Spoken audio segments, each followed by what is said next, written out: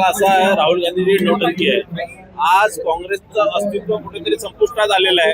काँग्रेस स्वतः कोणतं आंदोलन करू शकत नाही, त्यांची क्षमता नाहीये, त्यांच्याकडे लोक नाही, त्यांच्याकडे कार्यकर्ता नाही, त्यांच्याबद्दलची एक लोकांमध्ये त्यांच्याबद्दलचा जो विश्वासार्हता आहे तो संपलेला आहे. आणि म्हणून दुसऱ्या विद्यार्थ्यांच्या कोणत्या आंदोलनाला सहारा घेऊन ते कुठेतरी नौटंकी करण्याचा प्रयत्न करत आहे.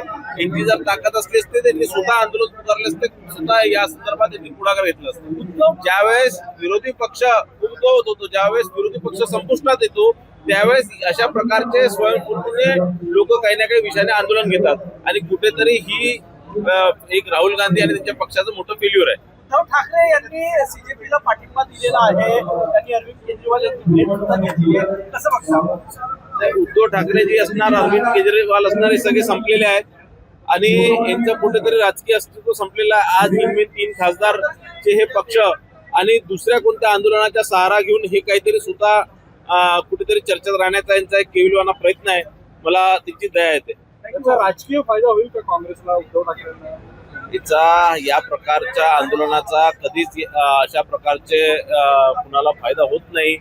मागे केजरीवाल याच प्रकारच्या आंदोलनात उभे झालेले आहेत. त्यांनी काय काय भ्रष्टाचाराच्या विरोधात केलेलं आंदोलन, नंतर स्वतः भ्रष्टाचारामध्ये ते जेलमध्ये जाऊन आले. एवढे मोठे मोठे भ्रष्टाचार त्यांनी केले आणि म्हणून अशा प्रकारच्या आंदोलनाला तितक्या लोकांचा मतदानामध्ये तो कधी फरक पडत नाही.